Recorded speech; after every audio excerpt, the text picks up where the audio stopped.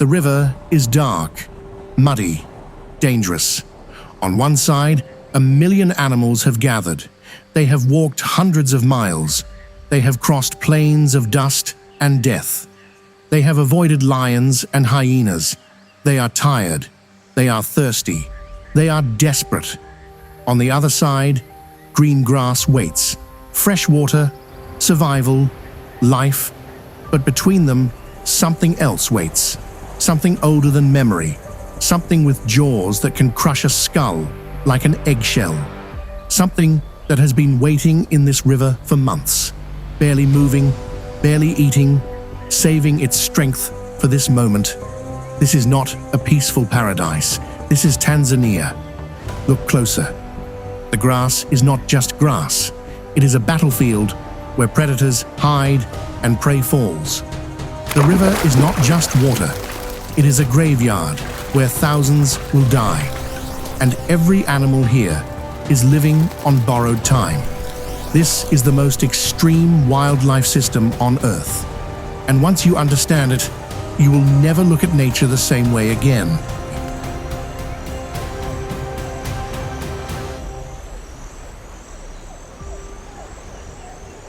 A perfectly broken paradise.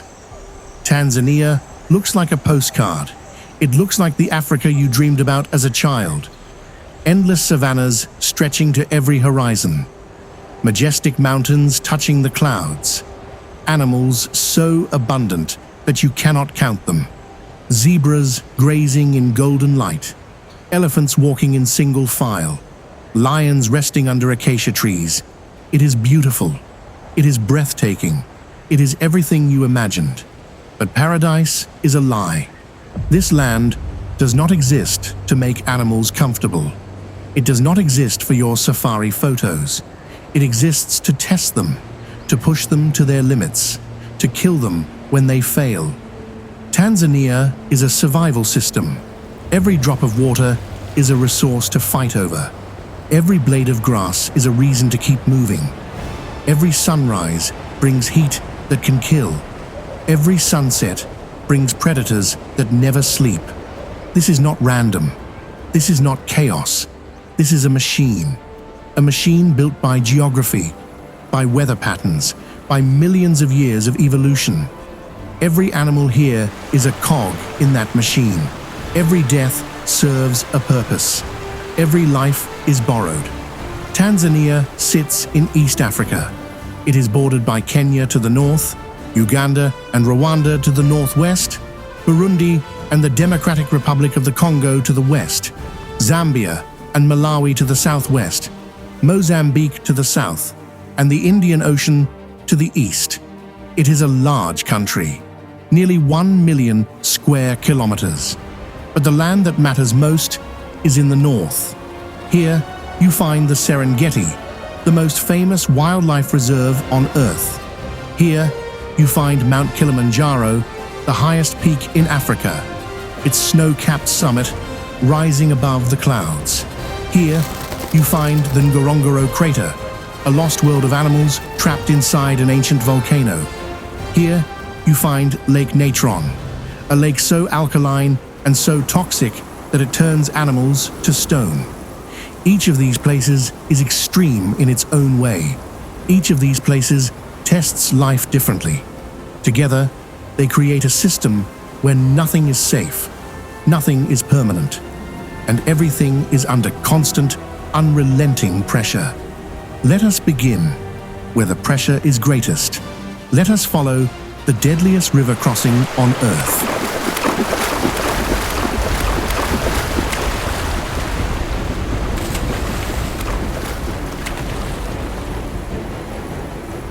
Every year, more than 1 million wildebeest and 200,000 zebras move in a giant circle across the Serengeti and into Kenya's Masai Mara. This is not a small movement. This is not a few animals walking a short distance. This is the largest land migration on the planet. A river of hooves and horns that stretches for miles. A moving city of animals, so dense that from the air, they look like a single, writhing organism. You can hear them before you see them. the low rumble of a million hooves hitting dry earth, the grunting of wildebeest, the barking of zebras. The dust rises so high that it creates its own weather. But why do they move? Why risk everything? Why leave a place where they have survived and walk into the unknown? The answer is simple: rain.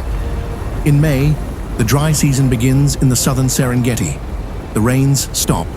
The sun beats down. The grass, which was green and tall just weeks ago, turns brown and brittle. It cracks underfoot. It crumbles to dust. The water holes shrink.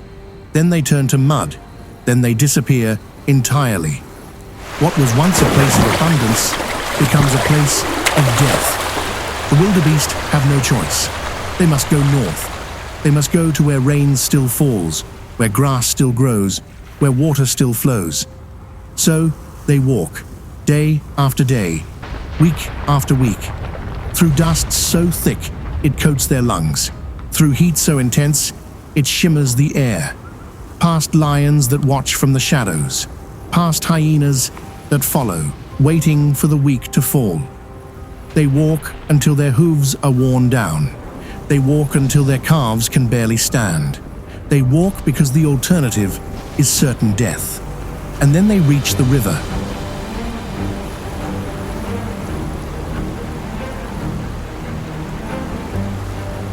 The Mara River. The Mara River is not wide. In some places, a good swimmer could cross it in less than a minute. It is not deep. In some places, a tall person could stand with their head above water. But the Mara River is not empty. Beneath the muddy surface, dozens of Nile crocodiles wait. Some are 4 meters long, some are 5 meters long. Some have been alive for 70 years. They have seen this crossing hundreds of times. They have been waiting for this moment for months. They have been lying still in the water, barely moving, barely eating, saving their strength. They know that soon the food will come to them. They do not have to hunt. They do not have to chase. They only have to wait. The Nile crocodile has one of the strongest bites in the animal kingdom. Its jaws can close with a force of over 5,000 pounds per square inch. Once those jaws close, nothing escapes. Not bone, not sinew, not metal. The crocodile drags its prey underwater and spins. This is called the death roll. The animal drowns. The water turns red. Then, the crocodile tears its prey apart, piece by piece, swallowing chunks of flesh without chewing. But the crocodiles are not the only danger in the river. Hippopotamuses live in the Mara River too. They do not eat meat. They eat grass. But they are aggressive. They are territorial. And they are massive. A male hippo can weigh over 3 tons. If a wildebeest swims too close to a hippo will attack. It will bite. It will crush. It will overturn anything that threatens its space. The river is a trap, and the wildebeest have no choice but to enter it.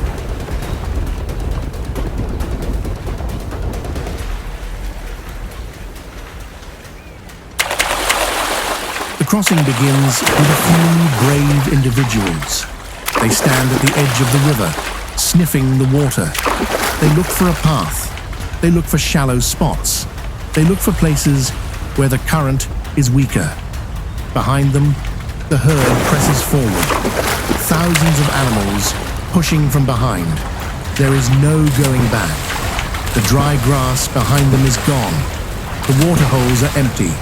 The only direction is across. A zebra steps into the water, then another, then a wildebeest, then a dozen, then 100. Then suddenly, something triggers. A panic runs through the herd, and the entire riverbank explodes into the water. It is chaos, complete and total chaos. Animals leap from the banks. Some jump from heights of 10 feet or more. They land on top of each other. Legs break, spines break. Animals that cannot stand are swept away. The current pulls from below. The river is faster than it looks. Animals that are weak swimmers are carried downstream. They crash into rocks, they get tangled in branches, they drown. Crocodiles strike from the side. A crocodile grabs a wildebeest by the head. It spins. The water turns red. Another crocodile takes a zebra by the leg. The zebra screams. It fights. But the crocodile is stronger. It drags the zebra under. A hippo surfaces in the middle of the crossing. It opens its mouth. Its teeth are the size of bananas. It charges. Animals scatter. Some are trampled. Some are crushed. And then there is the trampling. Some animals are not killed by crocodiles. They are not killed by hippos. They are killed by their own kind. In the panic, thousands of wildebeest pile into the same narrow crossing at the same time. The ones at the front stumble. They fall. The ones behind do not stop. They cannot stop. They are pushed from behind by the weight of the herd. They trample the fallen. They break their bones. They crush their lungs. Bodies pile up at the riverbank. Dozens of bodies, hundreds of bodies. A wall of flesh and bone that the living must climb over. When the crossing ends, the survivors climb the opposite bank. They stand there, wet and shaking and exhausted. Their legs tremble. Their eyes are wide with panic. Then, slowly, they walk away. They graze, they rest, they act as if nothing happened. But the river behind them is full of bodies.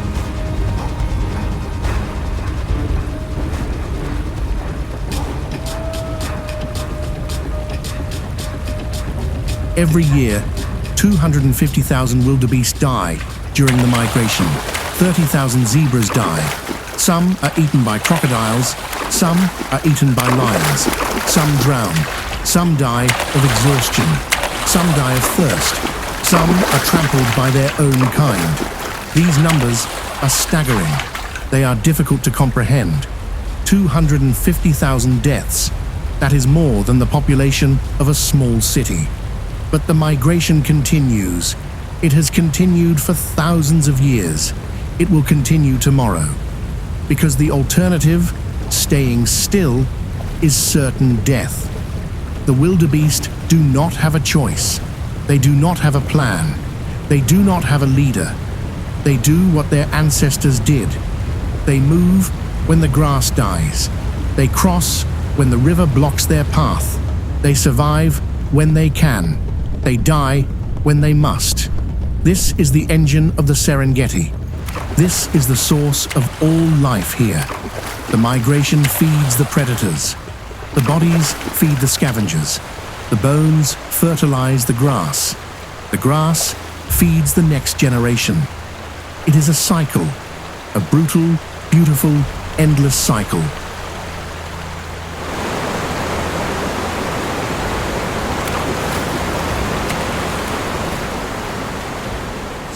Surviving the river is only the first victory. It is not the last victory. On the other side of the Mara River, new dangers wait. Different dangers. Dangers that do not hide in the water. Dangers that hunt on land. The Serengeti is home to the largest population of lions in Africa. Thousands of them. And they are always watching.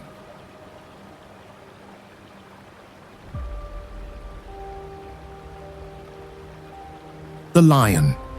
Lions are the only cats that live in groups.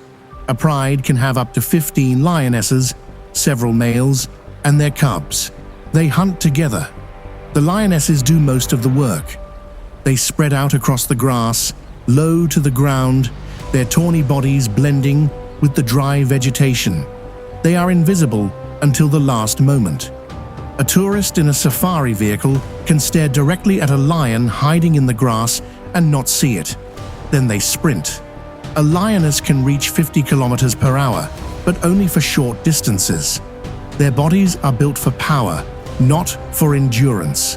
Their hearts are large, their lungs are efficient, but they overheat quickly, so they must get close.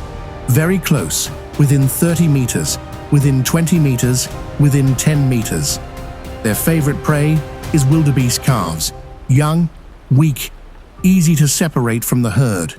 A lioness will target a calf that has strayed too far from its mother. She will chase it. She will knock it down with her paw. She will bite its throat. The calf suffocates within minutes. The lioness drags the carcass to a hidden spot. She eats quickly. The rest of the pride will arrive soon. There will be fights over the meat. The males will eat first. The cubs will eat last. But the lions are not the only predators on the savannah. They are not even the most numerous.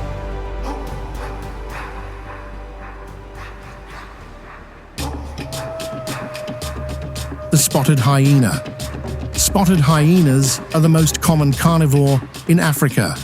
They are also the most misunderstood. People think hyenas are cowards. They think hyenas only steal kills. They think hyenas are scavengers, nothing more. This is wrong. Hyenas are skilled hunters. They kill most of what they eat. In some parts of the Serengeti, hyenas kill more prey than lions. They live in groups called clans. A clan can have up to 100 individuals. Females are larger than males. They lead the pack. They make the decisions. They eat first. Hyenas hunt at night. They run in packs. They do not kill like lions. They do not bite the throat. They bite the legs. They bite the stomach. They tear chunks of flesh from their prey while it is still alive. It is brutal. It is efficient. It is nature. And hyenas are not afraid of lions. A pack of hyenas can chase a lion off its kill. They do not fight fair. They do not fight one-on-one. They use numbers. They surround the lion. They bite its legs. They bite its tail. The lion retreats. The hyenas take the kill.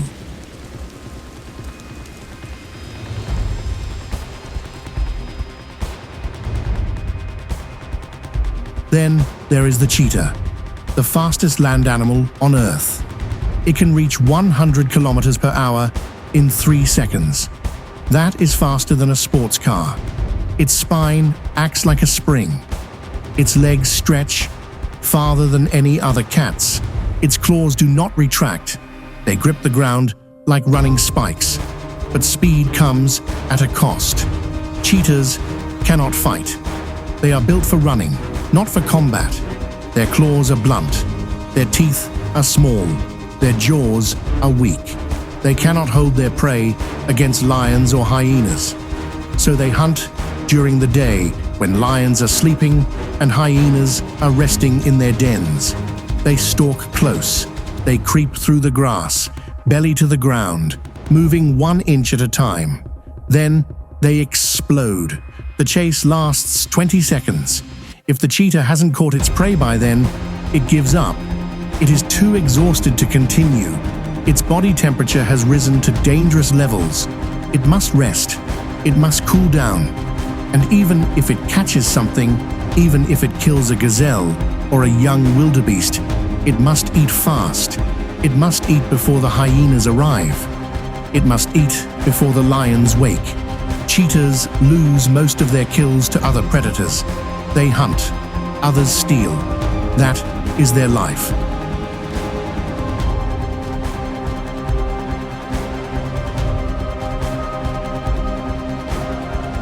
One predator has found a different solution. The leopard. Leopards are solitary. They are not fast. They are not strong in a fight. They cannot compete with lions or hyenas on the ground, but they can climb. Leopards have powerful shoulders. They have sharp, curved claws. They can drag prey twice their own weight up a tree. A leopard will hunt at night, when the savanna is dark and the other predators are resting. It will stalk its prey silently. It will kill with a bite to the neck. Then it will drag the carcass to a nearby tree. It takes immense effort. The leopard strains. Its muscles bulge. Its claws dig into the bark. Slowly, inch by inch, The carcass rises off the ground. At the top, the leopard rests. It eats in the branches, safe from lions and hyenas. It watches the world below. It is patient. It is alone. It is a ghost.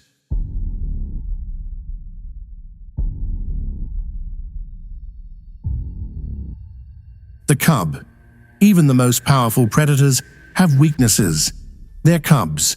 Lion cubs are vulnerable for their first 2 years. They are born blind.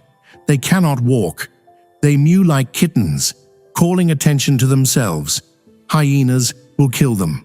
Leopards will kill them. Eagles will take them. Even male lions from other prides will kill them. Male lions do not raise their own cubs. They take over a pride by killing the existing males. Then they kill all the cubs. The females come into heat. The males mate. The next generation begins. Only half of all lion cubs survive their first year. In Tanzania, no ground is safe. No animal is safe, no matter how powerful. Escaping one danger leads directly into another. The wildebeest that crosses the river must avoid the lions. The lions that make a kill must avoid the hyenas. The hyenas that steal a kill must avoid the leopards. It is a web of danger, a hierarchy of fear. Every animal is both predator and prey. Every animal lives in constant, unrelenting tension.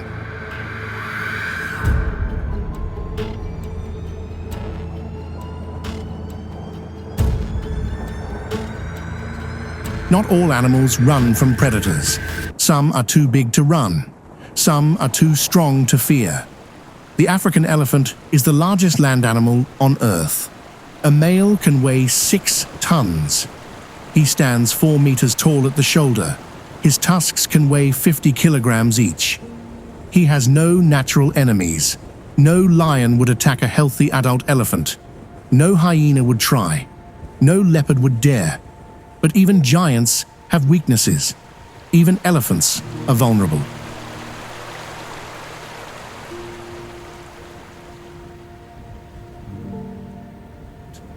Elephants live in family groups.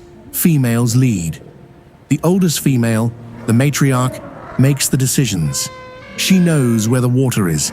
She knows where the grass grows. She remembers. Elephants communicate through low-frequency sounds that humans cannot hear. They feel vibrations through their feet.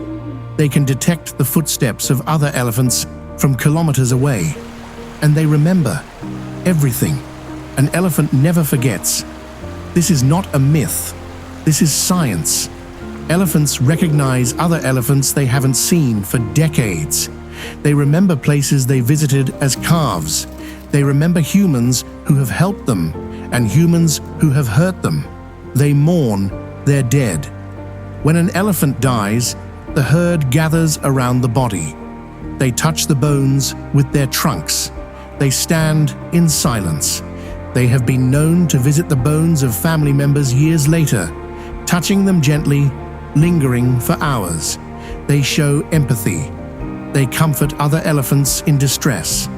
They have been observed placing their trunks in the mouths of injured companions, a gesture of reassurance. But they also show aggression. Males in musth, a period of high testosterone, are extremely dangerous.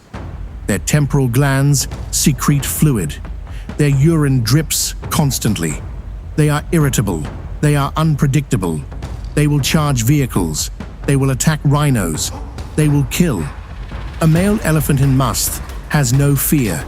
He feels no pain. He is a force of nature. Elephants are not afraid of lions, but they are afraid of poachers. And that fear is justified.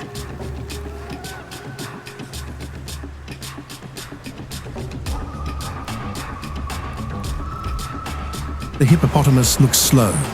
It looks lazy. It looks almost comical, with its round body and tiny ears and wide, yawning mouth. It is none of those things. Hippos kill more people in Africa than lions, leopards, and elephants combined. Every year, Hundreds of people die in hippo attacks. Sometimes thousands. They are aggressive, they are territorial, and they are fast. A hippo can run 30 kilometers per hour on land. That is faster than most humans. In water, it is even faster. It can swim silently, its body submerged, only its eyes and nostrils above the surface. Hippos attack when they feel threatened. They do not see boats as threats. They see them as invaders. They will bite a boat in half. They will overturn it. They will crush the people inside. And they do it without warning. No charge, no roar, no display of aggression. Just sudden, explosive violence. A hippo's mouth can open 150 degrees. Its teeth are not for chewing. They are for fighting. The lower canine teeth can grow up to 50 centimeters long. They are sharp. They are strong. They are deadly. Hippos are herbivores. They do not eat meat. They kill not for food, but for territory, for dominance, for safety. They are the quiet killers of the African waters.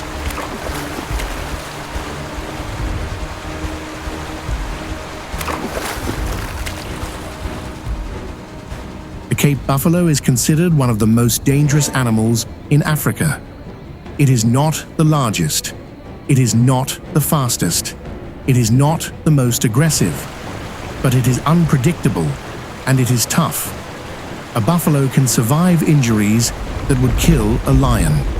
It has been known to charge after being shot multiple times. It has been known to kill experienced hunters.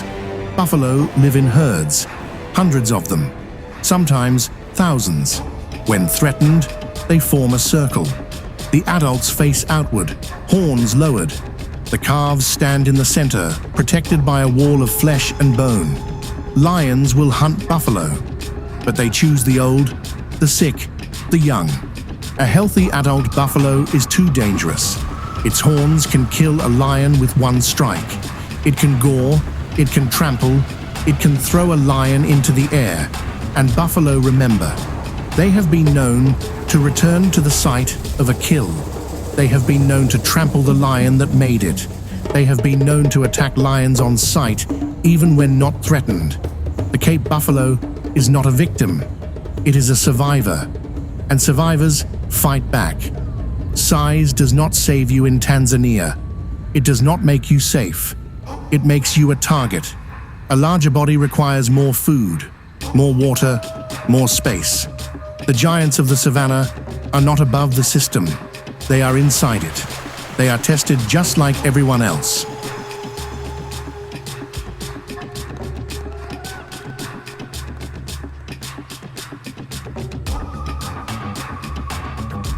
The animals of Tanzania are not the only threat.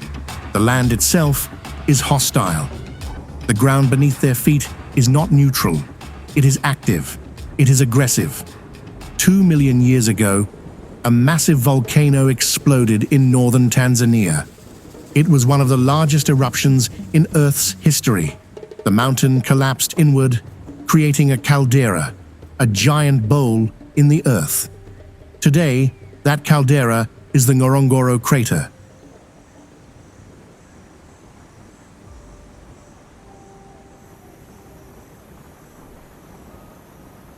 The Ngorongoro crater is a natural enclosure.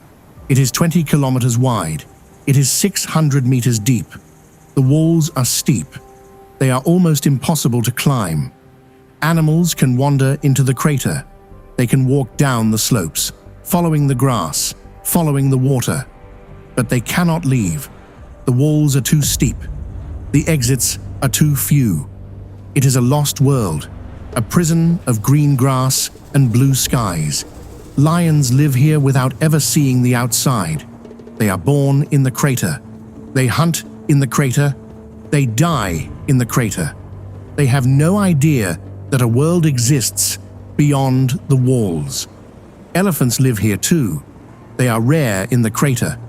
The walls are too steep for most. But some learn to climb, edging up the slopes, searching for food. Hippos live in the crater's lakes. Flamingos gather on the shores. Zebras and wildebeest graze on the grass. But the crater is not a paradise. It is overcrowded. Predators and prey live in close quarters. There is no escape. When the dry season comes, the grass dies. The animals crowd around the remaining water sources. Lions wait nearby. The kills are easy. The deaths are frequent. The Ngorongoro crater is beautiful. It is also a trap.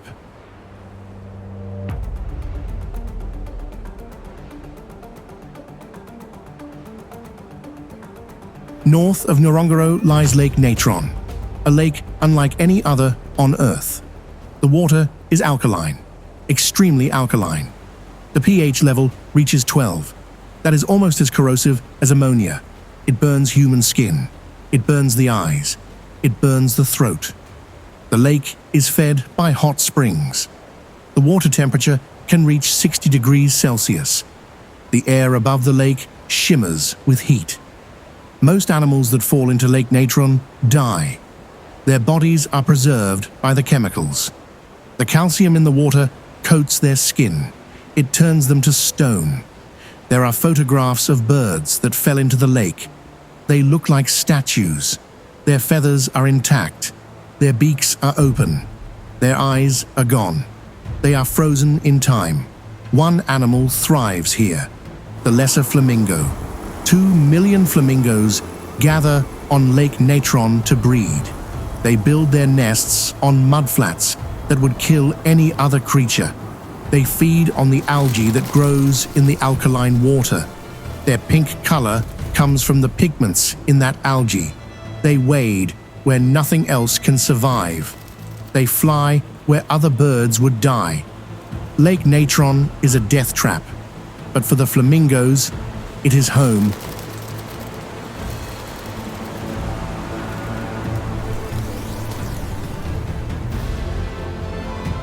Then there is Kilimanjaro, the highest mountain in Africa, 5,890 meters above sea level. Kilimanjaro is not just a mountain, it is a world unto itself. At the base, rainforest, thick, dense, wet. Monkeys swing through the trees, leopards hunt in the shadows, elephants push through the undergrowth. Higher up, the rainforest gives way to moorland. The trees disappear. Giant lobelias grow here, plants that look like something from the Jurassic period. They are found nowhere else on Earth. Higher still, alpine desert. No plants, no animals, just rock and wind and thin cold air. The temperature drops below freezing at night. The sun burns during the day. At the summit, glaciers, ice on the equator, snow where the sun is strongest. But the glaciers are melting. They have shrunk by 80% in the last century. In a few decades, they will be gone. The snows of Kilimanjaro will exist only in stories. This is Tanzania. Volcanoes and alkaline lakes, glaciers on the equator, rainforest and desert on the same mountain. The land is not a backdrop. It is an active participant, and it is aggressive.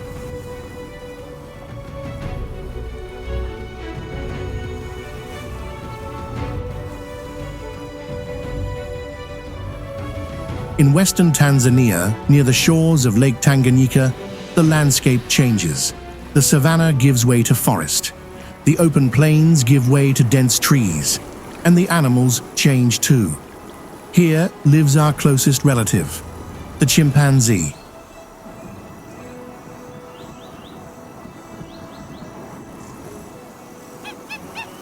Jane Goodall, the woman who changed science. In 1960, a young English woman named Jane Goodall arrived at Gombe Stream National Park. She had no degree, no scientific training, no funding from a major university. She had patience, and she had curiosity. She did something that no scientist had done before. She gave the chimpanzees names: Fifi, David Greybeard, Goliath, Flo. Scientists at the time believed that animals should be numbered, not named. Names were unscientific. Names implied personality, names implied emotion. Jane Goodall ignored them. She watched the chimpanzees. She sat with them for hours, for days, for months. She learned their faces. She learned their voices. She learned their lives. And what she found changed our understanding of animals forever.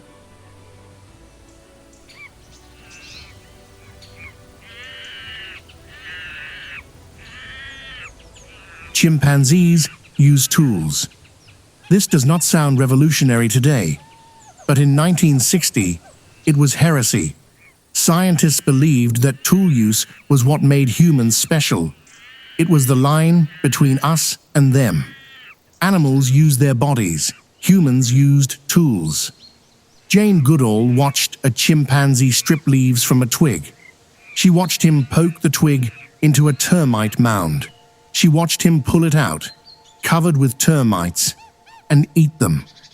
The chimpanzee had made a tool. He had modified an object to achieve a goal. That was tool use. That was supposed to be human.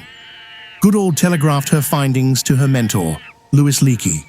He replied with a famous quote, "Now we must redefine tool, redefine man, or accept chimpanzees as humans."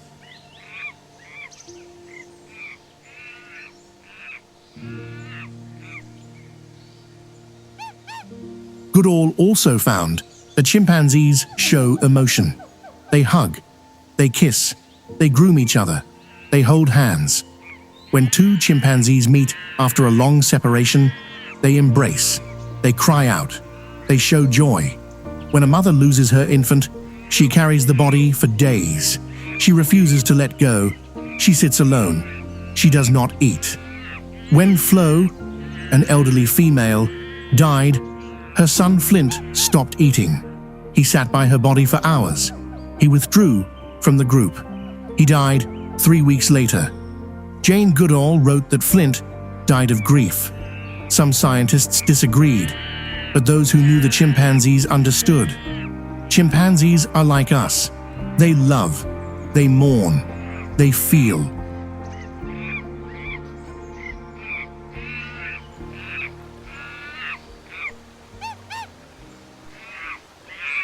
But that is not all she found. Between 1974 and 1978, Goodall witnessed something terrible, something she did not report for years because she could not believe what she had seen. A community of chimpanzees at Gombe split in two. The northern group, led by a male named Humphrey, began attacking the southern group. They did not fight over food. They did not fight over territory. They fought for dominance, for power. The northern chimpanzees patrolled the border of their territory. They moved in silence. They waited in ambush. When they found a chimpanzee from the southern group, they attacked. They beat him. They bit him. They tore his flesh. They left him to die. Over 4 years, the northern chimpanzees killed every male in the southern group. Every single one. They did not eat the bodies. They did not take the land. They simply killed. Goodall called it the Gombe Chimpanzee War. For years, she did not publish her findings. She was afraid that no one would believe her. She was afraid of what it meant. If chimpanzees could make war, planned, coordinated, brutal war, what did that say about humans? Were we not special after all? Or were we just the same animals with better weapons? Chimpanzees share 99% of our DNA. They are intelligent. They are emotional. They are capable of love. They are capable of empathy. They are capable of mourning. And they are capable of murder, of war, of genocide. In Tanzania, the line between human and animal has never been clear. The chimpanzee looks at us from across a narrow divide, and we look back. In the forest, on the shores of Lake Tanganyika, our closest relative lives a life that mirrors our own. The good, the bad, the light, the dark.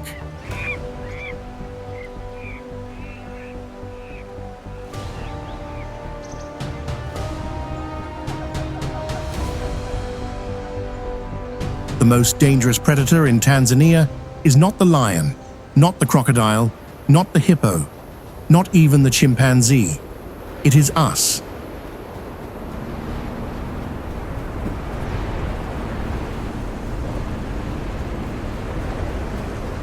Poaching has devastated Tanzania's elephant population. In the 1970s, there were over 300,000 elephants in the country. Today, fewer than 60,000 remain. They are killed for their tusks. Ivory is sold to Asia. It is carved into ornaments. It is priced by the kilogram. A single elephant tusk can buy a year's salary. A poacher's family eats. A poacher's children go to school. The poachers are not evil. They are desperate. They are poor. They live in villages with no jobs, no schools, no future. The elephant is their only wealth. Tanzania has fought back. Armed rangers patrol the parks. They shoot poachers on sight. The government has declared war on the ivory trade, but the poachers are also armed. They have automatic rifles. They have night vision.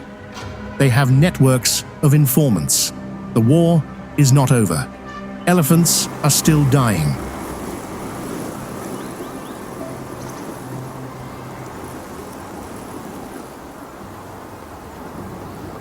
Humans have lived in Tanzania for millions of years. The Olduvai Gorge in the Ngorongoro region is called the cradle of mankind. The oldest hominid fossils ever found were discovered here. The Maasai, the Hadza, the Chaga, they have lived alongside wildlife for generations. They have hunted, they have herded, they have farmed.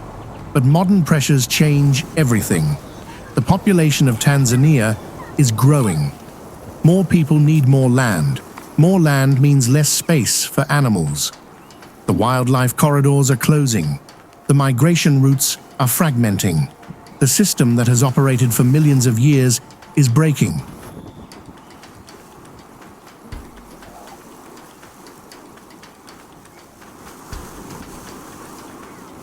And there is a darker shadow. In some parts of Tanzania, people with albinism are hunted. Witch doctors pay for their limbs, their hair, their blood. There is a belief that their bodies bring wealth, that their bones bring luck. Hundreds have been killed. Arms have been hacked off. Legs have been severed. Children have been taken from their homes. The government has tried to stop it. Police have been deployed. Arrests have been made. But the killings continue. It is a horror hidden within a paradise, a darkness that most visitors never see. The most extreme animal in Tanzania is not the wildebeest, not the crocodile, not the chimpanzee, not even the lion. It is the human. We are the final predator. We are the most dangerous. And we are the only species that can choose to be something else.